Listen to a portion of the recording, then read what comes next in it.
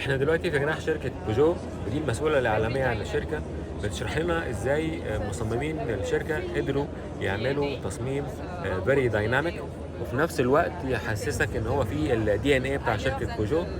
والتصميم العربية من ورا مرتفع عن الجزء القداماني، عشان العربية تحسسك انها عايزة تنقض على الفريسة بتاعتها زي الأسد.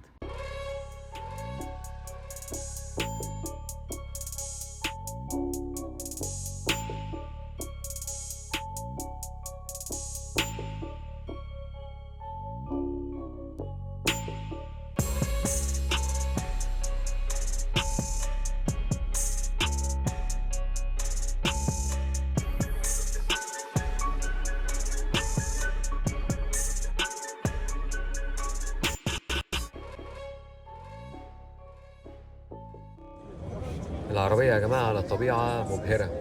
يعني الموديل ده يعتبر من أهم الموديلات اللي بيجو نزلتها في الثلاث سنين اللي فاتوا.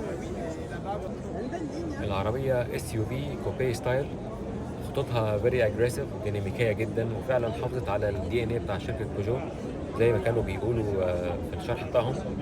فوانيس الخلفية في منتهى الجمال، ديزاين رائع بصراحة. يعني نجحت قسم التصميم في شركة بيجو ان يعملوا عربية فعلا مختلفة تماما عن كل العربيات الموجودة في السوق. ولو قارناها بالعربيات اللي زيها زي الستروين سي 4، هنلاقي ان هي العربية اكبر، يعني حجمها اكبر، مساحتها الداخلية اكبر.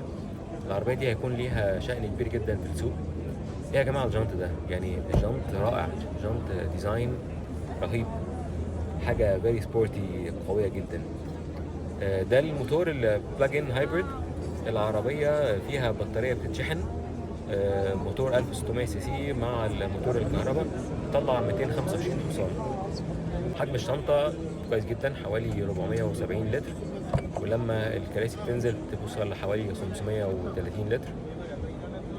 طبعا لما الشنطة بتتقفل نشوف بقى الخطوط الانسيابية بتاعت الكوبي ستايل، الحتة الازاز اللي ورا شكله زي العربيات الكوبي بالظبط، وده اللي مدي العربية طابع رياضي مميز جدا.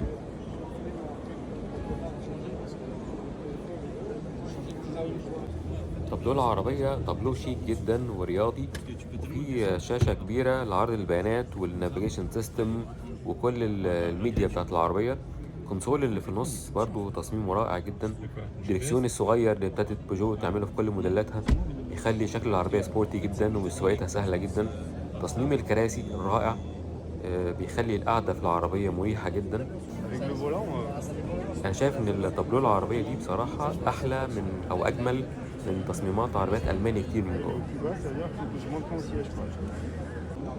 المساحة الخلفية تعتبر واسعة جدا ومريحة، لأن الويل بيس بتاعت العربية أو قاعدة العجلات بتاعتها طويلة 2 متر 73، ودي ويل بيس بصراحة كويسة جدا بالنسبة للعربية في الحجم ده.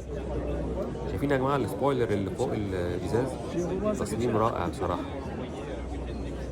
شركة بيجو أعلنت إن هيكون في مواتير تانية بتشتغل بالبنزين، هتكون متوفرة على أول السنة الجديدة إن شاء الله.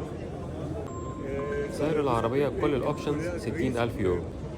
أتمنى إن توكيل بيجو في مصر يقدر ينزل العربية دي في السوق المصري في أسرع وقت، لأن هي فعلا عربية منافسة جدا، وهتكون مناسبة جدا للناس اللي عايزة عربية سبورتي وعائلية في نفس الوقت. وفي أقرب فرصة هحاول أعمل لها تست درايف إن شاء الله، عشان أوريكم كل حاجة فيها بالتفصيل.